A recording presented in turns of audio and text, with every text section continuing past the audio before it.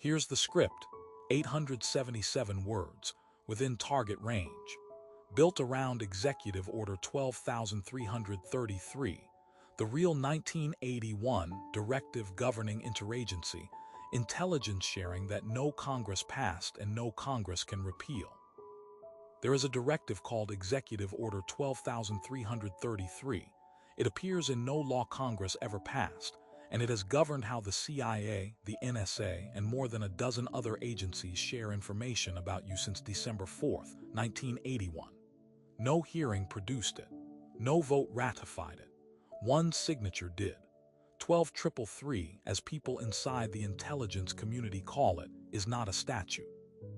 It's a presidential order that tells federal agencies how they're allowed to collect, store, and pass along information, including information about American citizens who were never suspected of a crime. Think of it as the plumbing behind everything you assume needs a warrant first. It sets the internal rules for what the CIA can hand to the NSA, what the NSA can hand to the FBI, and what none of them ever have to explain to a judge. It was written to survive changes in leadership. It has survived 8 of them. Here's the part that should unsettle you. Executive orders don't require congressional approval because they're framed as instructions from the president to his own executive branch, not new law, just internal management. That distinction is the entire trick. Reagan signed 12,333 to formalize intelligence sharing rules agencies were already running informally, without oversight. Because it governs internal procedure, not public conduct, it never had to clear a committee. It never had to survive a floor vote. It never had to face a single constituent's objection.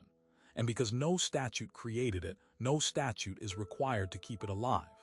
Every president since has simply left it standing, occasionally amending it through the same one-signature process that created it. Clinton added to it.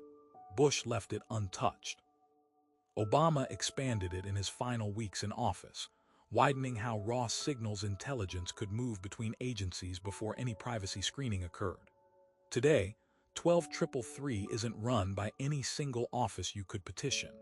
It operates through classified procedures each agency writes for itself, approved by the Attorney General, reviewed by almost nobody outside a small circle of general counsels. The order sets the boundary. The agencies fill in what happens inside that boundary in documents that are themselves classified. Congress can request briefings. It cannot compel a rewrite. The courts have almost no way in because the sharing it authorizes rarely surfaces in a case where someone has standing to challenge it. Oversight exists on paper. In practice, the agencies mostly oversee themselves. Remember, no one voted for this. And here's what it actually does to an ordinary person.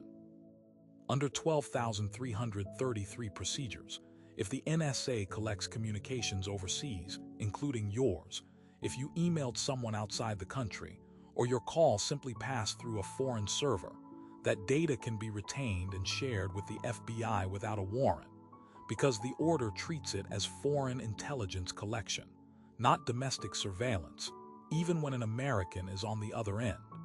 This isn't hypothetical.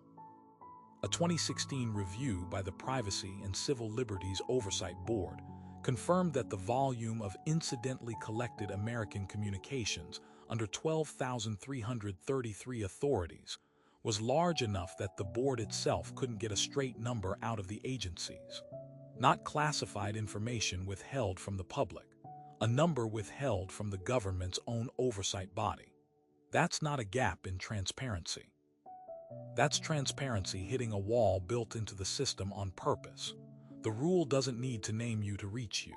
It reaches everyone by design, and it was never built to notice the difference between a suspect and a bystander. Now here's the part that should actually worry you. It's completely legal. Congress can't repeal 12,333 because Congress didn't create it, and you can't repeal what you never passed. Only a sitting president can amend or revoke it, using the identical unilateral authority that produced it in the first place.